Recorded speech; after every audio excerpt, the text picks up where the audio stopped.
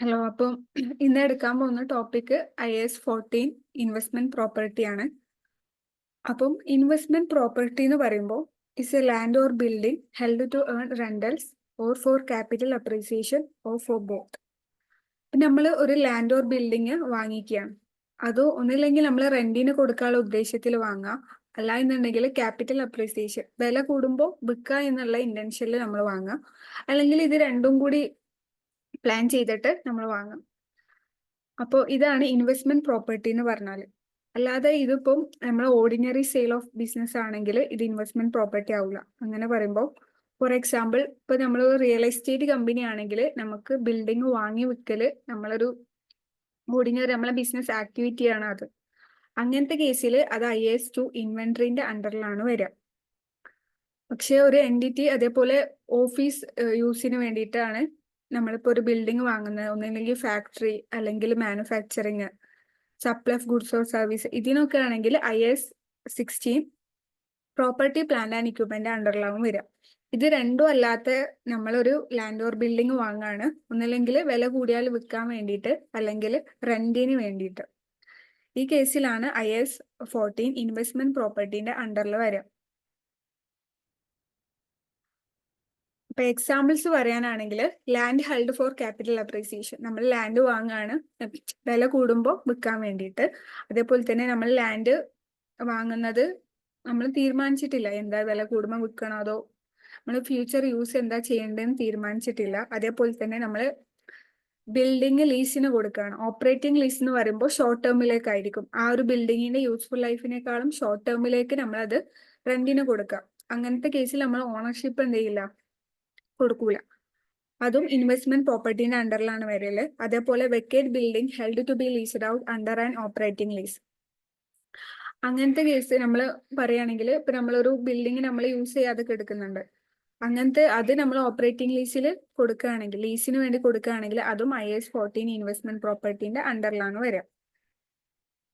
അപ്പൊ investment property എന്ന് പറയുകയാണെങ്കിൽ നമ്മളൊരു ലാൻഡ് ആൻഡ് ബിൽഡിംഗ് റെന്റിന് കൊടുക്കാൻ വേണ്ടിയിട്ട് അല്ലെങ്കിൽ വില കൂടുമ്പോൾ വിൽക്കാൻ വേണ്ടിയിട്ട് വാങ്ങുക, അങ്ങനത്തെ ഒരു ഇന്റൻഷനിൽ വാങ്ങുകയാണെങ്കിൽ IAS 14 ഇൻവെസ്റ്റ്മെന്റ് പ്രോപ്പർട്ടിന്റെ അണ്ടറിലാണ് വരിക. അപ്പൊ അത് IAS 14 ഇൻവെസ്റ്റ്മെന്റ് പ്രോപ്പർട്ടി ആയിട്ട് നമ്മളത് റെക്കഗ്നൈസ് ചെയ്യണമെന്നുണ്ടെങ്കിൽ രണ്ട് ക്രൈറ്റീരിയാസ് മീറ്റ് ചെയ്യണം. ഒന്ന്, നമുക്ക് ആ ഒരു പ്രോപ്പർട്ടിന്റെ മേലിന് ഫ്യൂച്ചറിൽ എക്കണോമിക് ബെനിഫിറ്റ് കിട്ടും എന്നുള്ള കാര്യത്തിൽ ഉറപ്പുണ്ടായിരിക്കണം. ഇപ്പൊ നമ്മൾക്ക് അത് വില കൂടാൻ ചാൻസ് ഇല്ല, ലോസ് ആണ് ഉണ്ടാവുകയാണെങ്കിൽ നമുക്കത് IAS 14 അണ്ടറിൽ കാണിക്കാൻ പറ്റൂല. നമുക്കത് വിറ്റാൽ കൂടുതൽ പ്രോഫിറ്റ് ഗെയിൻ ചെയ്യാൻ പറ്റും. അങ്ങനത്തെ ഉറപ്പുണ്ടെങ്കിലേ നമുക്ക് ഈ IAS 14 ഇൻവെസ്റ്റ്മെന്റ് പ്രോപ്പർട്ടിന്റെ അണ്ടറിൽ കാണിക്കാൻ പറ്റുള്ളൂ. അതേപോലെ തന്നെ അതിന്റെ കോസ്റ്റ് നമുക്ക് മെഷർ ചെയ്യാൻ വേണ്ടി പറ്റണം. ഈ രണ്ട് ക്രൈറ്റീരിയാസ് മീറ്റ് ചെയ്താലേ IAS 14 ഇൻവെസ്റ്റ്മെന്റ് പ്രോപ്പർട്ടി ആയിട്ട് നമുക്ക് റെക്കഗ്നൈസ് ചെയ്യാൻ പറ്റുള്ളൂ ആ ഒരു അസറ്റിനെ.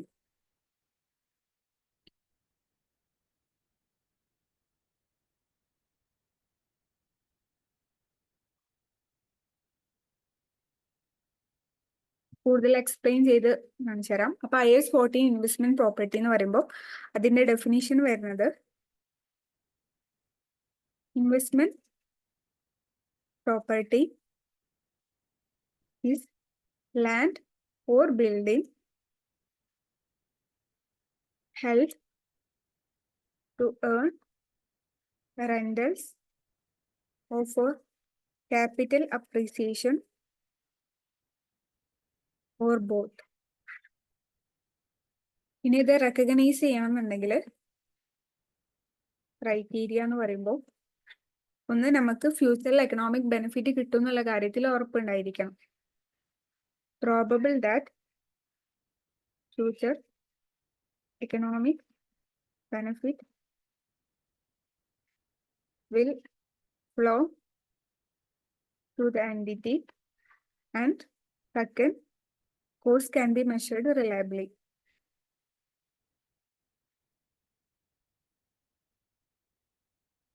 ഈ രണ്ട് ക്രൈറ്റീരിയാസ് മീറ്റ് ചെയ്താലേ നമ്മൾ IAS 14 ഇൻവെസ്റ്റ്മെന്റ് പ്രോപ്പർട്ടിന്റെ അണ്ടറിൽ കാണിക്കാൻ വേണ്ടി പറ്റുള്ളൂ. ഇതിപ്പോ നമ്മളൊരു അസറ്റ് ഇങ്ങനെ ഇൻവെസ്റ്റ്മെന്റ് പ്രോപ്പർട്ടി ആയിട്ട് റെക്കഗ്നൈസ് ചെയ്തു. അപ്പൊ അതിന്റെ മെഷർമെന്റ് എങ്ങനെ ചെയ്യാന്നാണ് നമ്മൾ അടുത്ത് നോക്കുന്നത്.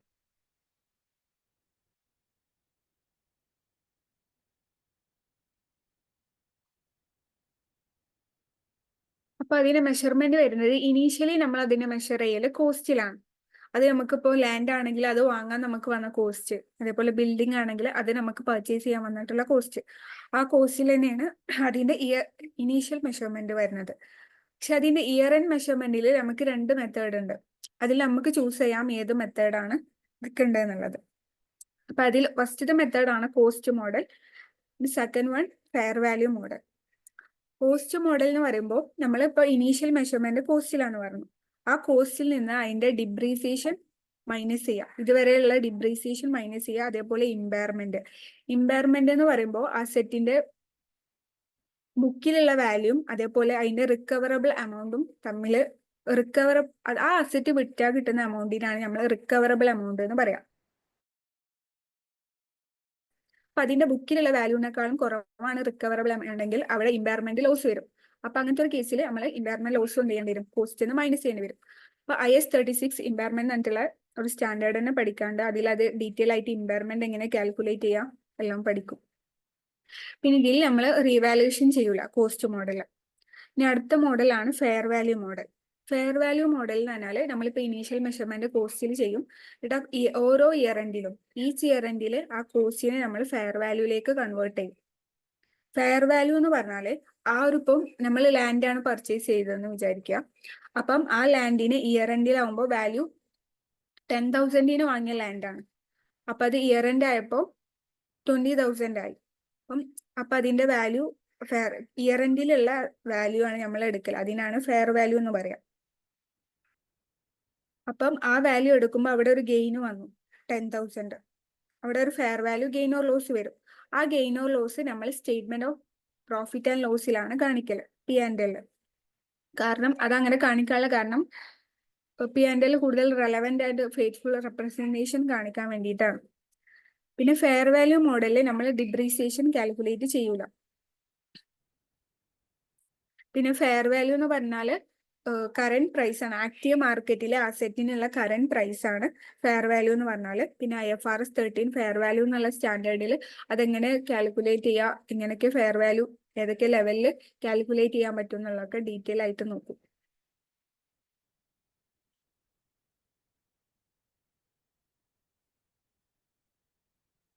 അപ്പൊ മെഷർമെന്റ് ഒന്നും കൂടി എക്സ്പ്ലെയിൻ ചെയ്ത് പറയാം. പിന്നെ ഇനീഷ്യൽ മെഷർമെന്റ് വരുന്നത് കോസ്റ്റിലാണ്, അത് നമുക്ക് പർച്ചേസ് ചെയ്യാൻ വരുന്ന എമൗണ്ട്. ഇയർ എൻഡ് മെഷർമെന്റ് വരുന്നത് രണ്ട് മെത്തേഡ് ഉണ്ട്. ഒന്ന് cost model, second one fair value model.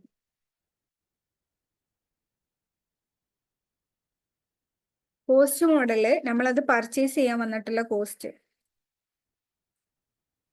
അതിൽ നിന്ന് ലെസ് ഡിപ്രീസിയേഷൻ, അക്യുമുലേറ്റഡ് ഡിപ്രീസിയേഷൻ ആണ് നമ്മൾ മൈനസ് ചെയ്യുക. അക്യുമുലേറ്റഡ് എന്ന് പറഞ്ഞാൽ ഇത്രയും വരെ നമുക്ക് എത്ര ഡിപ്രീസിയേഷൻ വന്നോ അത് നമ്മൾ മൈനസ് ചെയ്യും. കോസ്റ്റ് നിന്ന് മൈനസ് ചെയ്യുമ്പോൾ അക്യുമുലേറ്റഡ് ആവും മൈനസ് ചെയ്യുക. പിന്നെ ക്യാരി വാല്യൂ, ഇയർ എൻഡത്തെ വാല്യൂ ആണെങ്കിൽ നമ്മൾ അതിന്റെ പ്രീവിയസ് ഉള്ള ഡിപ്രീസിയേഷൻ മൈനസ് ചെയ്ത് കിട്ടുന്ന വാല്യൂ ആയിരിക്കുമല്ലോ. അങ്ങനെയാണെങ്കിൽ ആ ഒരു ഇയർത്തെ ഡിപ്രീസിയേഷൻ ആയിരിക്കും മൈനസ് ചെയ്യുക. അതേപോലെ തന്നെ അതിൽ നിന്ന് പിന്നെ ഇമ്പയർമെന്റ് ഉണ്ടെങ്കിൽ അതും മൈനസ് ചെയ്യും.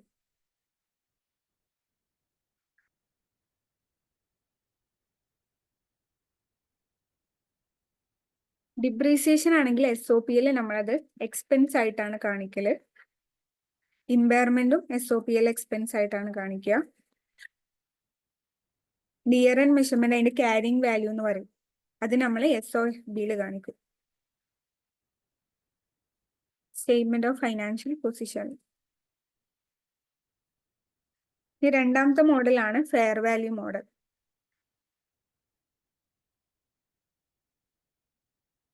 ഫെയർ വാല്യൂ മോഡലിൽ നമ്മൾ ഇനീഷ്യൽ മെഷർമെന്റ് കോസ്റ്റിലാണ് ചെയ്യല്. അപ്പം ഓരോ ഇയർ എൻഡിലും ആ അസെറ്റിന്റെ വാല്യൂ അതിന്റെ അസെറ്റിന്റെ മാർക്കറ്റിൽ എത്ര വാല്യൂ ഉണ്ടോ നോക്കും. അപ്പൊ ഇയർ എൻഡിൽ അതിന്റെ മാർക്കറ്റ് വാല്യൂ ഫെയർ വാല്യൂ എടുക്കും. അപ്പൊ അവിടെ ഒരു ഗെയിൻ ഓർ ലോസ് വരും, ആണ് fair value gain or loss.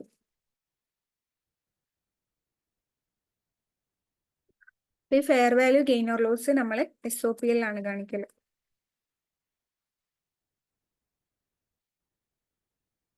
പിന്നെ ഈ ഇയർ എൻഡിത്തെ ഫെയർ വാല്യൂ ആണ് SOFBയിൽ നമ്മൾ അതിന്റെ ക്ലോസിംഗ് ബാലൻസ് ആയിട്ട് ഇയർ എൻഡിത്തെ വാല്യൂ ആയിട്ട് കാണിക്കുക.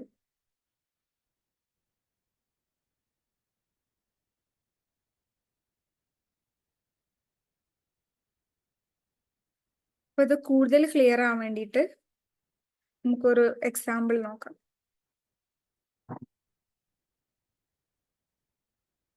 എക്സാമ്പിൾ ഇതൊരു ABC കമ്പനിയാണ്, മാനുഫാക്ചറിങ് എൻറ്റിറ്റി ആണ്, and purchase A property four 1 million on 1st January 2001 for it investment potential. അപ്പൊ ഇത് ഇൻവെസ്റ്റ്മെന്റിന്റെ ഇതില് ഇപ്പം ആ പ്രോപ്പർട്ടി വാങ്ങിയിട്ടുള്ളത് കൂടുതൽ വില കൂടിയ വിൽക്കാൻ വേണ്ടിയിട്ട് അല്ലെങ്കിൽ റെന്റൽസിന് വേണ്ടിയിട്ട് വാങ്ങിയിട്ടുള്ള ഒരു പ്രോപ്പർട്ടിയാണ്. അപ്പം അത്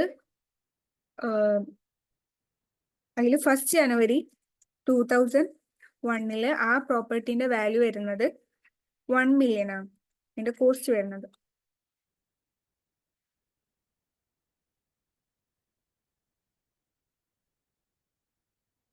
അപ്പോൾ ഇത് ലാൻഡ് ആൻഡ് ബിൽഡിംഗ് ആണ് ആ പ്രോപ്പർട്ടിയിൽ വരുന്നത്. അപ്പൊ ലാൻഡിന്റെ വാല്യൂ എന്ന് പറയുന്നത് 400,000 ആണ്. അപ്പം റിമൈനിങ് ആയിരിക്കും ബിൽഡിങ്ങിന്റെ കോസ്റ്റ് വരിക.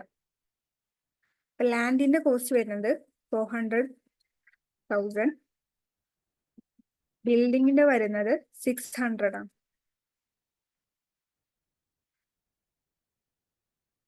Building element is expect to be useful life 15 years ആണ് ബിൽഡിങ്ങിന്റെ യൂസ്ഫുൾ ലൈഫ് വരുന്നത്. At 31st December 2001, the local property indices suggests that the fair value of property has risen to 1.1 million. അപ്പം ഇതിന്റെ 2001 ഇതിന്റെ value 1 million ആയിരുന്നു. പക്ഷെ അത് year end ആയപ്പോ ഡിസംബർ ആയപ്പോ 1.1 million ആയിട്ട് കൂടി. അപ്പോൾ ഇതിന്റെ കോസ്റ്റ് മോഡലും ഫെയർ വാല്യൂ മോഡലും ഇത് ചെയ്യുമ്പോൾ എങ്ങനെയാണ് FSൽ അത് കാണിക്കുക എന്നുള്ളതാണ് ക്വസ്റ്റ്യൻ. അപ്പൊ ആദ്യം കോസ്റ്റ് മോഡൽ ചെയ്യുമ്പോൾ എങ്ങനെയായിരിക്കും അതിന്റെ മെഷർമെന്റ് ആൻഡ് പോസ്റ്റിംഗ് എങ്ങനെ നോക്കാം. കോസ്റ്റ് മോഡല് നമ്മൾ ലാൻഡിന്റെ നമുക്ക് ഡിപ്രീസിയേഷൻ കാൽക്കുലേറ്റ് ചെയ്യാൻ പറ്റൂല. കാരണം ലാൻഡ് എന്ന് പറഞ്ഞാൽ അതിന്റെ യൂസ്ഫുൾ ലൈഫ് നമുക്ക് ഇൻഡെഫിനിറ്റ് ആണ്, എത്രയും നമുക്ക് പറയാൻ പറ്റൂല. അതുകൊണ്ട് തന്നെ നോൺ ഡിപ്രീഷിയബിൾ അസെറ്റ് ആണ് ലാൻഡ്. അപ്പൊ ബിൽഡിംഗ് മാത്രമേ നമുക്ക് എന്ത് ചെയ്യാൻ പറ്റുള്ളൂ, ഡിപ്രീഷിയേറ്റ് ചെയ്യാൻ പറ്റുള്ളൂ. ലാൻഡിന്റെ വാല്യൂ 400,000 ആണ്, ബിൽഡിംഗ് 600 ആണ്. അപ്പൊ നമുക്ക് ആ ഒരു ഇയർത്തെ ഡിപ്രീസിയേഷൻ ചാർജ് ചെയ്യാം.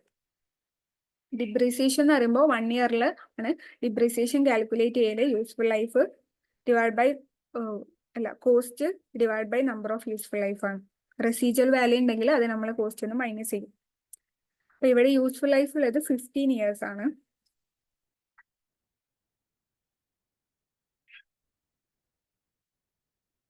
അപ്പം 12,000 ആണ് ഡിപ്രീസിയബിൾ എമൗണ്ട് വന്നിട്ടുള്ളത്.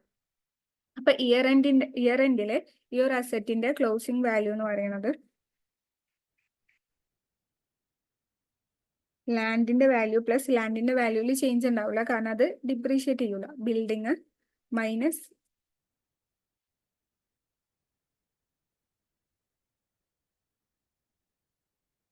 അപ്പം ഡിപ്രീസിയേഷനും കൂടി മൈനസ് ചെയ്യുമ്പോൾ നമുക്ക് ക്ലോസിംഗ് വാല്യൂ കിട്ടും.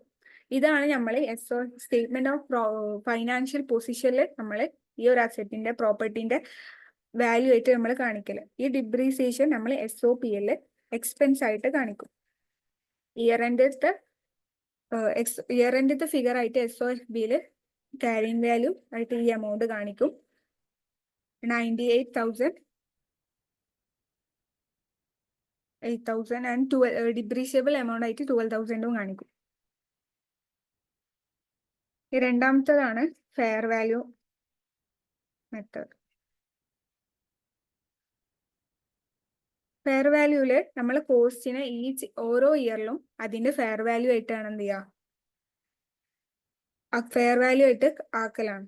കോസ്റ്റിനെ നേരിട്ട് ഫെയർ വാല്യൂലേക്ക് റീവാല്യൂ ചെയ്യലാണ്. അപ്പൊ കോസ്റ്റ് വരുന്നത് 1 million ആണ്.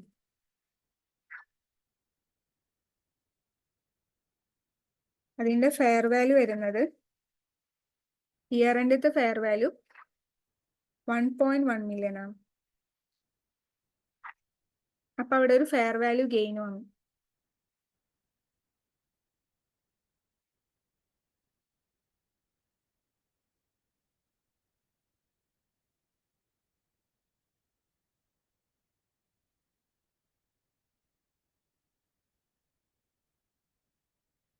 0 പറഞ്ഞു. അപ്പൊ 100,000 ആണ് ഫെയർ വാല്യൂ ഗെയിൻ വന്നിട്ടുള്ളത്. അപ്പൊ ഈ ഗെയിൻ SOP നമ്മൾ ഗെയിൻ ആയിട്ട് ഇങ്ക് ആയിട്ട് കാണിക്കും. ഈ 1.1 മില്യൺ ആണ് SOP ക്ലോസിംഗ് വാല്യൂ ആയിട്ട് കാണിക്കുന്നത്. അപ്പൊ ഇതാണ് ഇതിന്റെ ഇയർ എൻഡിൽ നമ്മൾ FS പോസ്റ്റ് ചെയ്യണത്. ഇങ്ങനെ ആയിരിക്കും ഇതിന്റെ മെഷർമെന്റ് വരുന്നത്.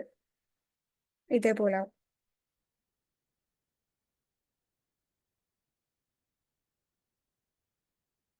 അപ്പൊ ഇതെങ്ങനെ ഞാൻ ചെയ്തതെന്നുള്ളത് ഈ നോട്ട്സിൽ തന്നെ കൊടുത്തിട്ടുണ്ട്. പിന്നെ ഈ ഇതാണ് സ്റ്റാൻഡേർഡിന്റെ വേറെ നമ്മൾ നോക്കേണ്ട കാര്യം എന്ന് വെച്ചാൽ നമ്മളിപ്പോ ഏത് മെത്തേഡാണോ ചൂസ് ചെയ്തിട്ടുള്ളത്. ഇപ്പൊ ഇൻവെസ്റ്റ്മെന്റ് പ്രോപ്പർട്ടിക്ക് ഇയർ എൻഡ് വാല്യുവേഷൻ 2 മെത്തേഡ് ഉണ്ട്, കോസ്റ്റ് മോഡലും ഫെയർ വാല്യൂ മോഡലും. ഇപ്പൊ നമ്മൾ ഫെയർ വാല്യൂ മോഡലാണ് ചൂസ് ചെയ്തതെന്നുണ്ടെങ്കിൽ എല്ലാ ഇൻവെസ്റ്റ്മെന്റ് പ്രോപ്പർട്ടിക്കും ആ വാല്യൂവിനെ യൂസ് ചെയ്യാൻ പറ്റുള്ളൂ. പക്ഷെ നമ്മൾ കോസ്റ്റ് മോഡലാണ് യൂസ് ചെയ്തിട്ടുണ്ടെങ്കിൽ എല്ലാ ഇൻവെസ്റ്റ്മെന്റ് പ്രോപ്പർട്ടിക്കും കോസ്റ്റ് മോഡലേ യൂസ് ചെയ്യാൻ പറ്റുള്ളൂ. അപ്പൊ നമ്മൾ ഒരു മോഡൽ ചൂസ് ചെയ്താൽ പിന്നെ ആ എൻറ്റിറ്റിന്റെ എൻ്റയർ ഇൻവെസ്റ്റ്മെന്റ് പ്രോപ്പർട്ടിക്ക് ആ മോഡലായിരിക്കണം അപ്ലൈ ചെയ്യേണ്ടത്. പിന്നെ ഓണർ ഒക്യുപ്പൈഡ് പ്രോപ്പർട്ടി ആണെങ്കിൽ നമ്മളത് ഇൻവെസ്റ്റ്മെന്റ് പ്രോപ്പർട്ടിന്റെ അണ്ടറിലല്ല കാണിക്കല്, IAS 16 പ്രോപ്പർട്ടി പ്ലാന്റ് ആൻഡ് എക്യുപ്മെന്റിന്റെ അണ്ടറിലാണ് കാണിക്കല്. എന്ന് പറഞ്ഞാൽ അത് നമ്മൾ ബിസിനസ് പർപ്പസിന് നമ്മളെ ബിസിനസ് ഓപ്പറേഷന് യൂസ് ചെയ്യുന്ന അസറ്റ് ആയിരിക്കും. അപ്പൊ അത് IAS 16 അണ്ടറിലാണ് കാണിക്കല്. പിന്നെ മിക്സ്ഡ് യൂസ് ബിൽഡിംഗ്. ഇപ്പൊ നമ്മളൊരു ബിൽഡിംഗ് വാങ്ങിയിട്ട് അതിന് 5 ഫ്ലോർ ഉണ്ട് വിചാരിക്കുക. അതിൽ 3 ഫ്ലോർ നമ്മൾ ബിസിനസ് പർപ്പസിനും നമ്മൾ ഓഫീസ് നമ്മൾ അഡ്മിനിസ്ട്രേറ്റീവ് അങ്ങനത്തെ ഓഫീസായിട്ട് യൂസ് ചെയ്യാനും ബാക്കി നമ്മൾ റെന്റിന് കൊടുത്ത്, അങ്ങനെയാണെങ്കിൽ ആ ഫസ്റ്റത്തെ 3 floor as per IAS 16 property plant and equipment measurement ആ ഒരു സ്റ്റാൻഡേർഡിലായിരിക്കും കാണിക്കുക. റിമൈനിങ് നമ്മൾ IAS 14 ഇൻവെസ്റ്റ്മെന്റ് പ്രോപ്പർട്ടിന്റെ അണ്ടറിലായിരിക്കും കാണിക്കുക. പിന്നെ കൺസോളിഡേറ്റഡ് അക്കൗണ്ട്സ് എന്ന് പറയുമ്പോൾ ഇപ്പൊ നമ്മളൊരു A തന്നെ ഒരു പാരന്റ് കമ്പനി, B തന്നെ ഒരു കമ്പനീനെ അക്വയർ ചെയ്തു. അപ്പൊ ഇവിടെ പാരന്റ് സബ്സിഡറി റിലേഷൻഷിപ്പ് ഉണ്ടാവും. അങ്ങനെ അക്വയർ ചെയ്യുമ്പോൾ നമുക്ക് അവിടെ കൺട്രോൾ കിട്ടും. Normally more than 50% share acquire ചെയ്യുമ്പോഴാണ് ആ ഒരു കൺട്രോൾ കിട്ടൽ. ആ കേസിൽ ഇപ്പം a building rented by a subsidiary is considered investment property in subsidiary individual account but classified as PP in consolidated accounts because it's used by the group.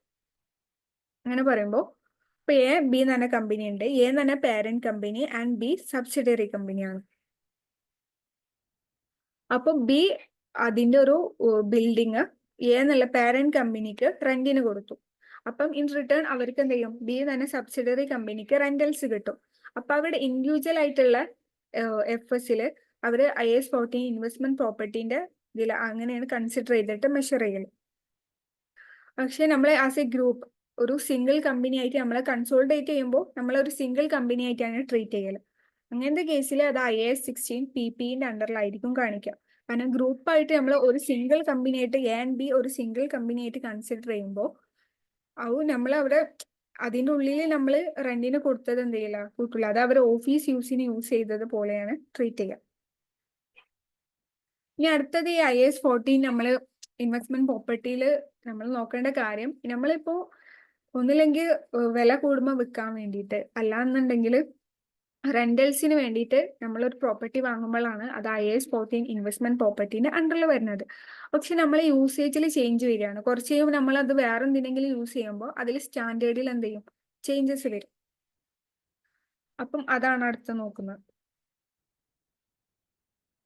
അപ്പൊ ഈ യൂസേജിൽ changes വരുന്നത് ഫസ്റ്റത്തെ സിറ്റുവേഷൻ എന്ന് പറയുമ്പോൾ if an asset is transferred from property, plant and equipment to investment property and the fair value model for investment property is used. നമ്മൾ ആദ്യം ഒരു building നമ്മൾ വാങ്ങി, അത് നമ്മൾ ഓഫീസ് യൂസിനാണ് യൂസ് ചെയ്തിട്ടുണ്ടായിരുന്നത്. അപ്പൊ അത് IAS 16 property plant and equipment അതിന്റെ അണ്ടറിലാണ് വരല്. അപ്പൊ ആ ഒരു മെത്തേഡിലായിരിക്കും നമ്മളത് കാൽക്കുലേറ്റ് ചെയ്യലും പോസ്റ്റ് ചെയ്യലും. പിന്നെ നമ്മൾ കുറച്ച് കഴിഞ്ഞപ്പോൾ നമ്മൾ വിചാരിച്ചു ഇത് നമുക്ക് ഓഫീസിന്റെ ആവശ്യത്തിന് വേണ്ട, ഇത് നമുക്ക് റെന്റിന് കൊടുക്കാം. അപ്പം അതിൽ അവിടെ യൂസേജ് മാറി. അപ്പൊ IAS 14 ഇൻവെസ്റ്റ്മെന്റ് പ്രോപ്പർട്ടിന്റെ അണ്ടറിൽ വരും. അപ്പൊ അങ്ങനത്തെ കേസിൽ ഇപ്പൊ നമ്മൾ ഫസ്റ്റ് ആദ്യം IAS 16 ആയിട്ട് കാണിച്ചു, പിന്നെ 14 ആക്കി കാണിക്കുമ്പോൾ ആദ്യം IAS 16 നമ്മൾ റീവാലുവേഷൻ മോഡലാണ് യൂസ് ചെയ്തതെങ്കിൽ ആ ഒരു അസറ്റിനെ ആദ്യം റീവാല്യൂ ചെയ്യണം. അപ്പൊ റീവാല്യൂ ചെയ്യുമ്പോൾ അവിടെ ഒരു റീവാലുവേഷൻ ഗെയിൻ ഓർ ലോസ് വരും. ആ ഗെയിൻ ഓർ ലോസ് ഗെയിൻ ആണെങ്കിൽ അതിന്റെ OCL കാണിക്കും. പിന്നെ അത് ഇക്വിറ്റി സെക്ഷനിലേക്ക് എന്ത് ചെയ്യും, നമ്മൾ SOFBയിലെ ഇക്വിറ്റിയിലേക്ക് കൺവേർട്ട് ചെയ്യും. എന്നിട്ട് പിന്നെ എന്ത് ചെയ്യും, പിന്നെ മുതൽ അത് ഫെയർ വാല്യൂ ആയിട്ട് കൺസിഡർ ചെയ്തിട്ട് പിന്നെ സാധാ ഇൻവെസ്റ്റ്മെന്റ് പ്രോപ്പർട്ടി ആയിട്ട് എന്ത് ചെയ്യും, കാണിക്കും. അപ്പൊ അത് കോസ്റ്റ് മോഡലിലാണ് നമ്മൾ ആ IAS 16 PP നമ്മൾ കാൽക്കുലേറ്റ് ചെയ്യാൻ രണ്ട് മെത്തേഡ് ഉണ്ട്. Revaluation model and cost model. അപ്പൊ നമ്മൾ അത് PP കോസ്റ്റ് മോഡലാണ് കാൽക്കുലേറ്റ് ചെയ്തത് എങ്കിൽ പിന്നെ അത് ഇതാണ് ഇൻവെസ്റ്റ്മെന്റ് പ്രോപ്പർട്ടി ആയിട്ട് കൺവേർട്ട് ചെയ്യുമ്പോൾ നമ്മൾ പ്രത്യേകിച്ച് ഒന്നും ചെയ്യേണ്ട. അത് അതിന്റെ ക്യാരിങ് വാല്യൂ തന്നെ IAS 14 ആയിട്ട് കൺവേർട്ട് ചെയ്തിട്ട് പിന്നെ ഡിപ്രീഷിയേറ്റ് ചെയ്തിട്ട് പോയാൽ മതി. സെക്കൻഡ് സിറ്റുവേഷൻ എന്ന് പറഞ്ഞാൽ നമ്മളിപ്പോൾ ഇൻവെസ്റ്റ്മെന്റ് പ്രോപ്പർട്ടീനെ പിന്നെ എന്ത് ചെയ്യുക, ബിസിനസ് പ്രോപ്പർട്ടി ആയിട്ട് മാറ്റും. നമ്മൾ റെന്റിന് വേണ്ടിയിട്ട് ഒരു ബിൽഡിംഗ് വാങ്ങി, പിന്നെ കുറച്ച് കഴിഞ്ഞപ്പോൾ നമ്മൾ വിചാരിച്ചു ഇത് ഓഫീസ് യൂസിന് വേണ്ടി എടുക്കാം. അപ്പൊ നമ്മളെ യൂസേജ് മാറി. അപ്പൊ അവിടെ സ്റ്റാൻഡേർഡിൽ എന്ത് ചെയ്തു, ചേഞ്ചസ് വന്നു. അപ്പൊ നമ്മൾ IAS 14 ഫെയർ വാല്യൂ മോഡലിലാണ് നമ്മൾ കാൽക്കുലേറ്റ് ചെയ്തത് എങ്കിൽ ആദ്യം IAS 14 നമ്മൾ ഏത് ഡേറ്റിലാണോ നമ്മളെ യൂസേജ് മാറുന്നത് ആ ഡേറ്റിലുള്ള ഫെയർ വാല്യൂലേക്ക് അത് കൺവേർട്ട് ചെയ്യാം. അപ്പൊ അവിടെ ഒരു fair value gain or loss വരും. അത് SOPൽ കാണിക്കും. ദെൻ റീവാലുവേഷൻ മെത്തേഡിൽ എന്ത് ചെയ്യും, IAS 60ലേക്ക് പിന്നെ ആ ഫെയർ വാല്യൂ വെച്ചിട്ട് പിന്നെ അവരെ ഡിപ്രീഷിയേറ്റ് ചെയ്യും. അങ്ങനെ IAS 16 റിവാലുവേഷൻ മോഡലിൽ കാണിക്കും അത്. അപ്പൊ കോസ്റ്റ് മോഡലാണെങ്കിൽ നമ്മൾ പ്രത്യേകിച്ച് ഒന്നും ചെയ്യണ്ട. കാരണം അസറ്റിന്റെ ആ ക്യാരന്റ് വാല്യൂവിനെ നമ്മൾ ഡിപ്രീഷിയേറ്റ് ചെയ്ത് പോകും. ഇപ്പൊ IAS 40 16 രണ്ടിൽ കോസ്റ്റ് മോഡലാണ് യൂസ് ചെയ്യുന്നുണ്ടെങ്കിൽ നമ്മൾ എക്സ്ട്രാ ഒന്നും ചെയ്യേണ്ട, സ്റ്റാൻഡേർഡ് മാത്രം മാറ്റിയാൽ മതി. ഒരു എക്സാമ്പിൾ വെച്ചിട്ട് നോക്കാം. അപ്പൊ കൂടുതൽ ക്ലാരിറ്റി കിട്ടും എങ്ങനെ ചെയ്യാമെന്നത്.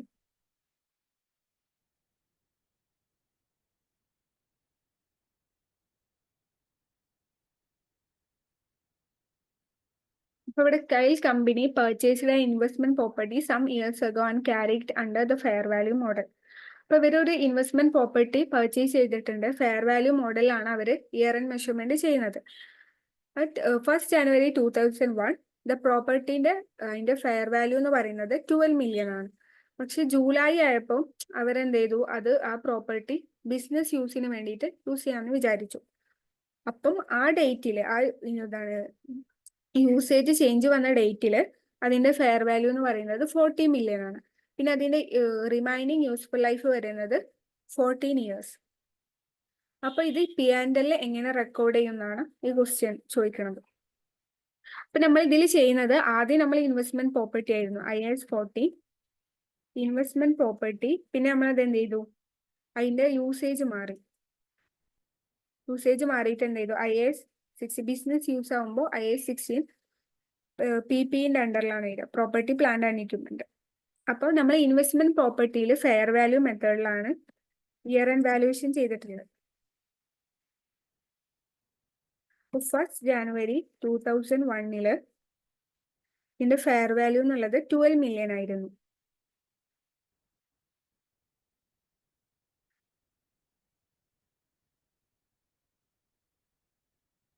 പിന്നെ 1st July 2001 ആയപ്പോൾ 6 month കഴിഞ്ഞപ്പോൾ നമ്മൾ വിചാരിച്ചു ഇത് ബിസിനസ് പർപ്പസിന് വേണ്ടിയിട്ട് യൂസ് ചെയ്യാം. അപ്പൊ സ്റ്റാൻഡേർഡ് ചേഞ്ച് ആയി.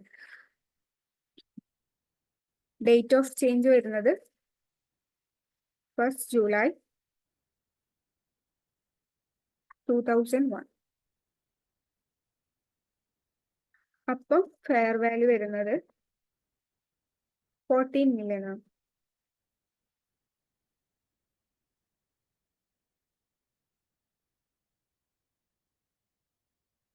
അപ്പൊ നമ്മൾ സ്റ്റാൻഡേർഡ് ചേഞ്ച് ചെയ്യുമ്പോൾ നമ്മളിപ്പോ ഫെയർ വാല്യൂവിൽ കാൽക്കുലേറ്റ് ചെയ്ത ഒന്ന് നമ്മൾ വേറെ സ്റ്റാൻഡേർഡിലേക്ക് ചേഞ്ച് ചെയ്യുമ്പോൾ ആദ്യം ആ ചേഞ്ച് ചെയ്യുന്ന നമ്മളെ യൂസേജിൽ വരുന്ന ചേഞ്ച് ചെയ്യുന്ന ഡേറ്റിൽ ഫെയർ വാല്യൂ എടുക്കുക. അപ്പൊ അവിടെ ഒരു ഗെയിൻ ഓർ ലോസ് വരും. 12 million ഉള്ളത് ചേഞ്ച് ചെയ്യുന്ന സമയത്ത് 14 million ആണ്. അപ്പൊ അവിടെ ഒരു ഫെയർ വാല്യൂ ഗെയിൻ വന്നു 2 million. ഇത് നമ്മളെ SOPL ആണ് കാണിക്കല്. ഫെയർ വാല്യൂ ഗെയിൻ എങ്ങനെയാണോ കാണിക്കല് അതേപോലെ തന്നെ SOPL ഇങ്ക് ആയിട്ട് കാണിക്കും.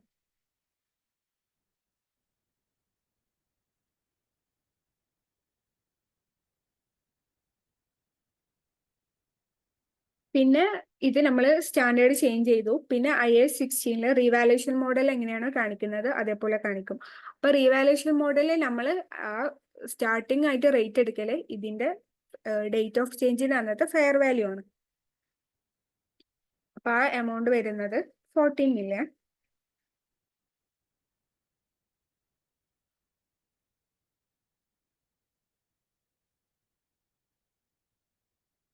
എന്നിട്ട് എന്ത് ചെയ്യും, പിന്നെ നമ്മൾ റീവാലുവേഷൻ മോഡലിൽ ഡിപ്രീസിയേഷൻ ചെയ്യും, ഫെയർ വാല്യൂ മോഡലിൽ ചെയ്യൂല.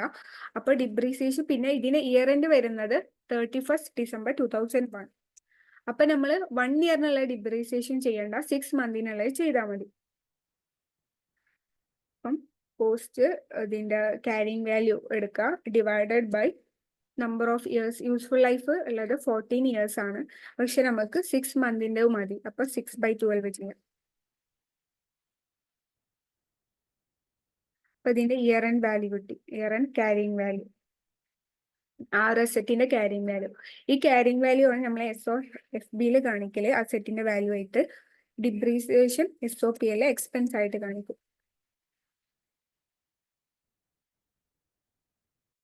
അപ്പൊ നമ്മൾ യൂസേജിൽ ചേഞ്ച് വരുമ്പോൾ സ്റ്റാൻഡേർഡിൽ ചേഞ്ച് വരും. അതാണ് ഇതിൽ മനസ്സിലാക്കാനുള്ളത്. അപ്പൊ ഇതിൽ ഓവറോൾ പറയുകയാണെങ്കിൽ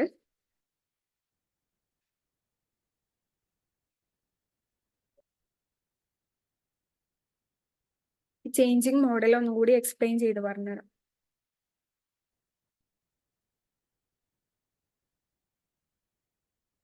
അപ്പൊ ഫസ്റ്റത്തെ നമ്മൾ IAS 16 ഉള്ളത് IAS 14 ആകുമ്പോഴുള്ള സിറ്റുവേഷൻ നോക്കാം. അപ്പൊ IAS 16 റീവാലുവേഷൻ മോഡലാണ് നമ്മൾ യൂസ് ചെയ്തിട്ടുള്ളത്. മോഡലിന് ഫെയർ വാല്യൂ മോഡൽ ആയിട്ടുള്ള IAS 40 മാറണം. അങ്ങനെയാണെങ്കിൽ ഡേറ്റ് ഓഫ് ചേഞ്ച്, ഏത് ഡേറ്റിനാണോ നമ്മൾ യൂസേജ് ചേഞ്ച് ചെയ്യുന്നത് ആ ചേഞ്ചിൽ എന്ത് ചെയ്യുക, ആ എമൗണ്ടിലേക്ക് നമ്മൾ റീവാല്യൂഷൻ, ആ എമൗണ്ടിന്റെ റീവാല്യൂ ചെയ്തിട്ടുള്ള എമൗണ്ട് എത്രയും നോക്കുക. ആ സെറ്റിന്റെ ഏത് ഡേറ്റിലാണോ നമ്മൾ യൂസേജ് ചേഞ്ച് ചെയ്യുന്നത് ആ ഡേറ്റിൽ ആ സെറ്റിന്റെ വാല്യൂ എത്രയും നോക്കാം. Revalue asset. അപ്പൊ അവിടെ റീവാല്യൂഷൻ ഗെയിൻ ഓർ ലോസ് വരും.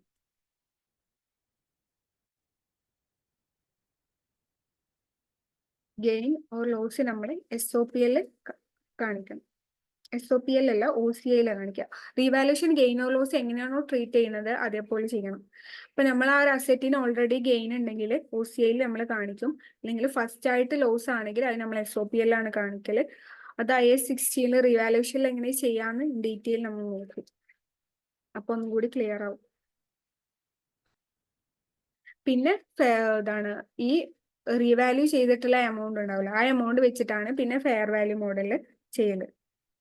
രണ്ടാമത്തെ സിറ്റുവേഷൻ എന്ന് പറഞ്ഞാൽ നേരെ ഓപ്പോസിറ്റ്, IAS 14 IAS 16 ആകുമ്പോൾ. അപ്പം ഫെയർ വാല്യൂ മോഡലിന്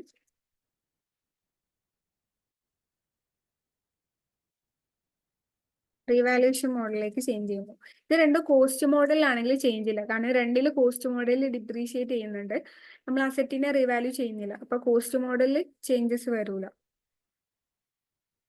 അപ്പം ഡേറ്റ് ഓഫ് ചേഞ്ചിന് എന്ത് ചെയ്യാ, അസെറ്റിന് റീവാല്യൂ ടു ഫെയർ വാല്യൂലേക്ക് എന്ത് ചെയ്യാ, റീവാല്യൂ ചെയ്യാം. അപ്പം fair value gain or loss ഉണ്ടായിരിക്കും, അത് നമ്മൾ SOP കാണിക്കണം. പിന്നെ ആ റീവാല്യൂ ചെയ്തിട്ടുള്ള ഫെയർ വാല്യൂ ആണ് എന്ത് ചെയ്യുക, ഇതിന്റെ ഓപ്പണിംഗ് ബാലൻസ് ആയിട്ട് എടുക്കുക. ഓപ്പണിംഗ് ബാലൻസ് ആയിട്ട് എടുക്കുക IAS 16. പിന്നെ ഡിപ്രീസിയേഷൻ ചാർജ് ചെയ്തിട്ട് എന്ത് ചെയ്യുക, അത് ക്ലോസ് ചെയ്യുക. പിന്നെ IAS 16 അണ്ടറിൽ എങ്ങനെയാണോ കാൽക്കുലേറ്റ് ചെയ്യുന്നത് അത് പിന്നെ കണ്ടിന്യൂ ചെയ്ത് പോവാം. പിന്നെ ഇതിൽ വേറൊരു സിറ്റുവേഷനും മോഡൽ ചേഞ്ച് ചെയ്യാനുള്ള ചാൻസ് ഉണ്ട്, കാരണം നമ്മൾ കോഴ്സ് ഓഫ് ബിസിനസ് പിന്നെ ഇതാക്കി മാറ്റുകയാണ്. നമ്മൾ റിയൽ എസ്റ്റേറ്റ് പോലെ ആവുകയാണ്, ബിൽഡിംഗ് വാങ്ങി വെക്കല് നമ്മളൊരു കോഴ്സ് ഓഫ് ബിസിനസ് ആവുകയാണെങ്കിൽ IAS 2 ഇൻവെന്ററി ആയിട്ട് എന്ത് ചെയ്യേണ്ടി വരും, ഇതിന്റെ മോഡൽ ചേഞ്ച് ചെയ്യേണ്ടി വരും. യൂസേജ് മാറുമ്പോൾ സ്റ്റാൻഡേർഡ് ചേഞ്ച് ചെയ്യും.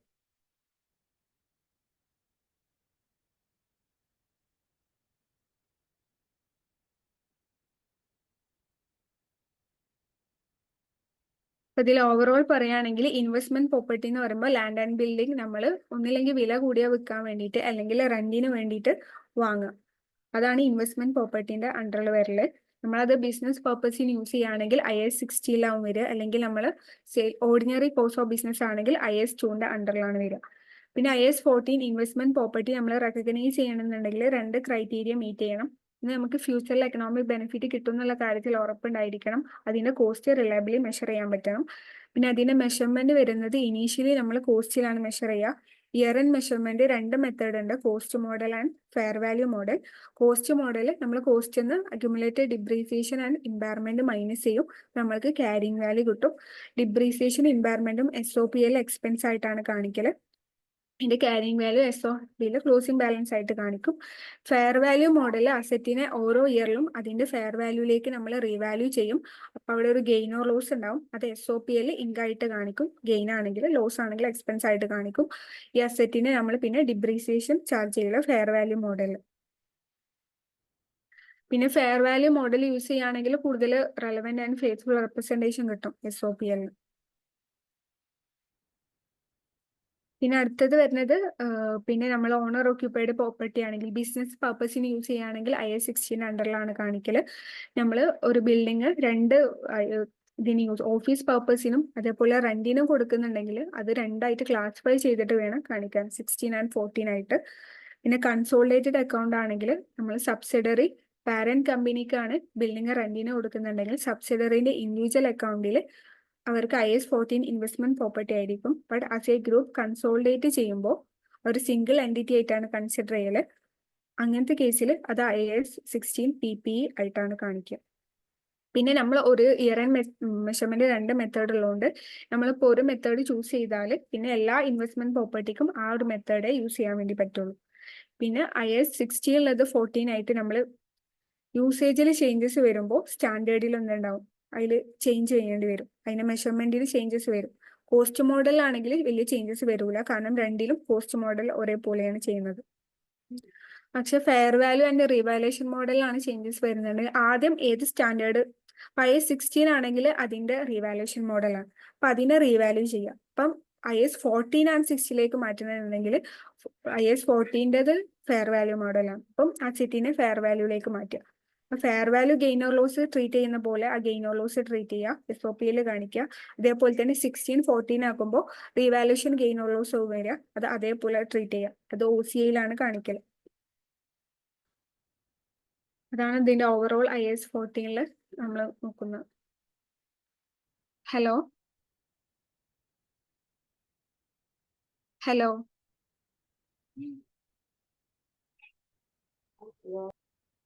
ഹലോ